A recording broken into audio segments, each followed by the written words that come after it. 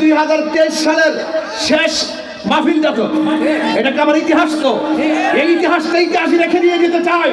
আজীবন জন্য কথাগুলো চলে, আমি তসবিহ বুঝাইয়ে দিয়ে যাব, তলোয়ার বুঝাইয়ে দিয়ে যাব। আল্লাহর হাবিব হেরা গুহায় তসবিহ জপেছেন, আল্লাহর ধ্যান করেছেন, মুরাকাবা করেছেন, মুশাহাদা করেছেন, আবার প্রয়োজনে তলোয়ার নিয়ে রাজপথে নেমে গেছে, নিজে রক্ত জড়িয়েছেন, দন্ত মুবারক থেকে রক্ত জড়িয়েছেন। তার মানে বোঝা গেল খানকায় ধ্যান করার নাম ইসলাম, মাঝে মাঝে তলোয়ার নিয়ে ময়দানে নামার নাম ইসলাম। কথা বলেন।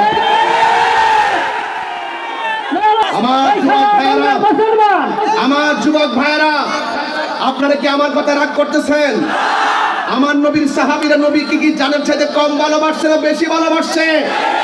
তাহলে আমরা 1500 বছর পরে সিরাজগঞ্জে বসতে পারি, সোলঙ্গা বসতে পারি, আমরা যেখানেই বসি না কেন আমাদের জানের চাইতে আন্নবিগু আউলাবিল মুমিনিনা মিন আনফুসিহিম, আমার নবী আমাদের জানের চাইতে আরো নিকটে।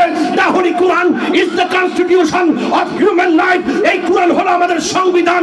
আল্লাহ is our creator and almighty. আল্লাহ আমাদের সৃষ্টিকর্তা, আল্লাহ হলো আমাদের সর্বশক্তিমান। কথা বলেন ঠিক না বেঠে? এই জন্য আপনাদেরকে বলবো, আমার কোরআন, আমার ইসলাম, আমার নবী এবং আল্লাহর জাত এবং সিফাতের বিরুদ্ধে কথা বললে আমাদেরকে ঐক্যবদ্ধ থাকতে হবে। কথা বলেন ঠিক কিনা? এদের বিরুদ্ধে রুখে দাঁড়াতে ঐক্যবদ্ধ হওয়ার দরকার আছে না নাই? এই জন্য সাহাবায়ে কেরাম আমার নবীকে জানের চাইতে কম ভালোবেসেছেন না বেশি ভালোবেসেছেন? এই ভালোবাসা আমরা চাই কি চাই না? আরো জোরে বলো, চাই কি চাই না?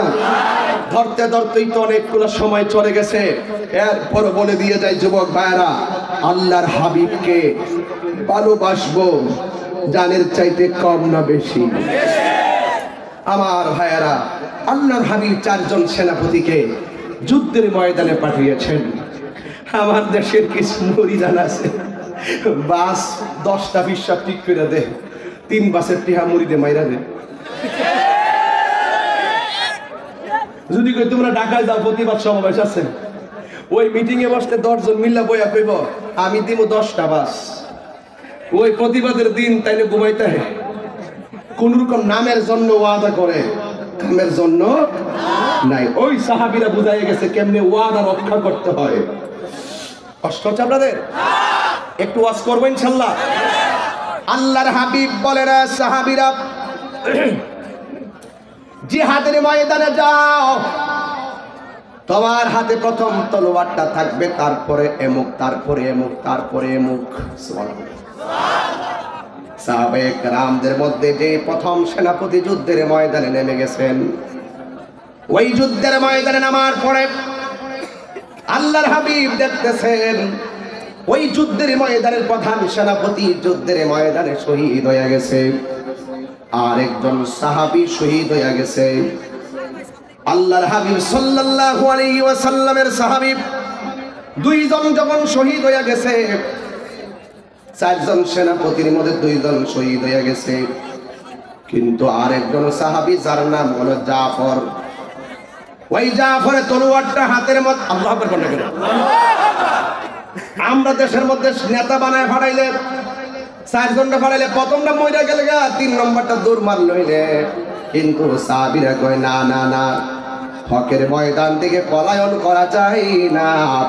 হকের ময়দানে হককে প্রতিষ্ঠা করতে গেলে প্রয়োজনে রক্ত দিতে হয়। কথা বলেন ঠিক কিনা?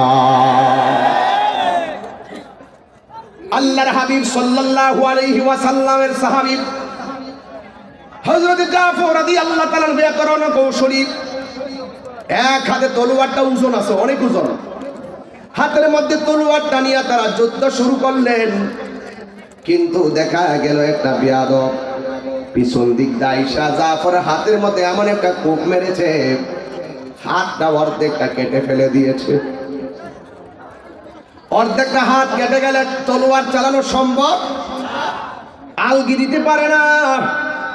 ওই সাহাবী তো দিনকে শতভাগ ভালোবাসে, ওই সাহাবী তো নবীর দায়িত্ব পালন করার জন্য ওয়াদা করে এসেছে। এই সাহাবী তখন ডান হাতের তলোয়ারটা বাম হাতের মধ্যে নিয়ে যুদ্ধ শুরু করলেন।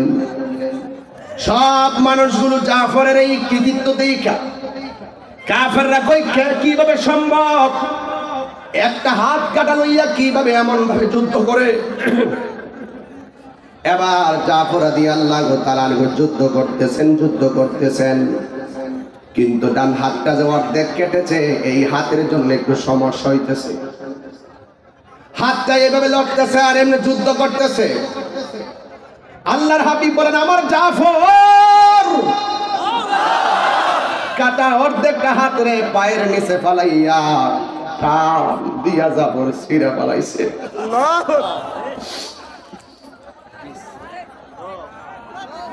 টান দিয়ে হাতটারে ছিঁড়ে ফালাইছে। যুবক পোলাপান, তুমিও তো মানুষ, আমিও তো মানুষ। ইসলামটা আকাশ দিয়ে হেলিকপ্টার উইরা আসে নাই। ইসলামটা প্রতিষ্ঠার পিছনে ঘাম এবং রক্তের ইতিহাস জড়িত। কথা বলেন। টান দিয়ে হাতটারে ছিঁড়ে ফলাইছে, আর বাম হাতের মধ্যে তলোয়ারটা নিয়ে যুদ্ধ করতেছে। আর এই দিক দিয়া সাহাবীরে কেমনে মারতে হয়, মারার জন্য কাফেররা বেকুল হয়ে গেছে। এই সাহাবীর সঙ্গে কোনোভাবেই পারে না। আপনারা জবান খুলে বলেন, ওই সাহাবীর গায়ের ভিতরে কি শরীরের জোর না বেলায়েতের জোর? বেলায়েতের জোর, ইমানি জোর। ইমানটার ভিতরে থাকে, জিহাদের ময়দানের পাথর তাকে কাবু করতে পারে না। ওই পাথর আঘাত গুলারে তুলার আঘাত মনে হয়, তুলার আঘাত।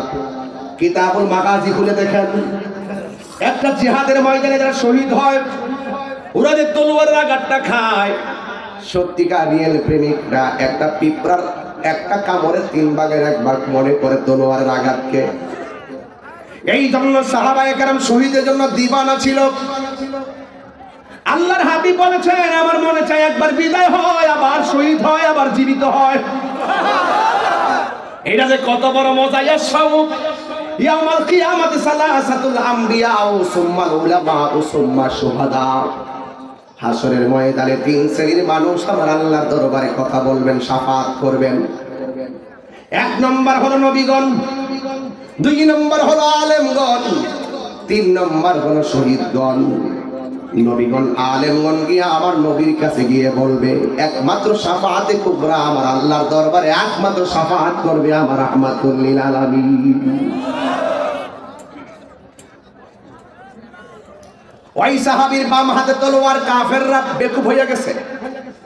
এতগুলা সাহাবী এমন ভাবে আক্রমণ করতেছি, কোনোভাবে জাফরকে অ্যাটাক করা যায় না। ডান হাতটা অর্ধেক ছিঁড়ে ফেলাইছে। কত ধৈর্যশীল আর বেয়াদবরা এমন ভাবে চতুর্দিকে বের দিল, বের দিয়া তার গায়ের ভিতরে, বুকের ভিতরে আর চোখের ভিতরে অ্যাটাক করার জন্য চিন্তা করলো।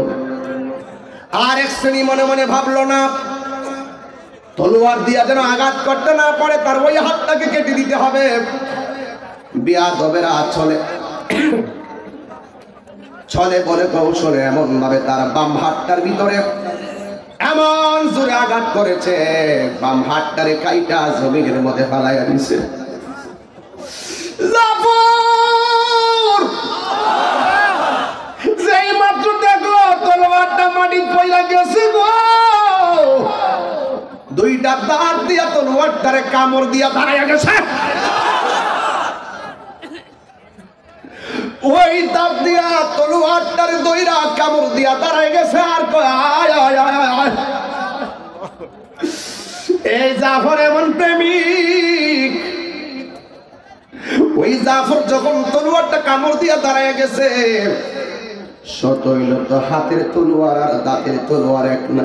বেয়াদবরা এখন তার অনেক কাছে চলে আইসা চোখের মধ্যে আঘাত করলো, বুকের মধ্যে আঘাত করলো, জমিনের মধ্যে পড়ে গেছে। নাই নাই, অন্যতম সাহসী যোদ্ধা জাফর দুনিয়াতে নাই। আমার নবী, আপনার নবী বলেন, জাফরের এই প্রেমটা আমার আল্লাহ এত বুলন্দ করে দিবেন। আল্লাহর হাবিব বলেন, জাফর সে এত দামি হবে, হাসরের ময়দান যিনি কায়েম হবে। সুবহানাল্লাহ বলবেন না?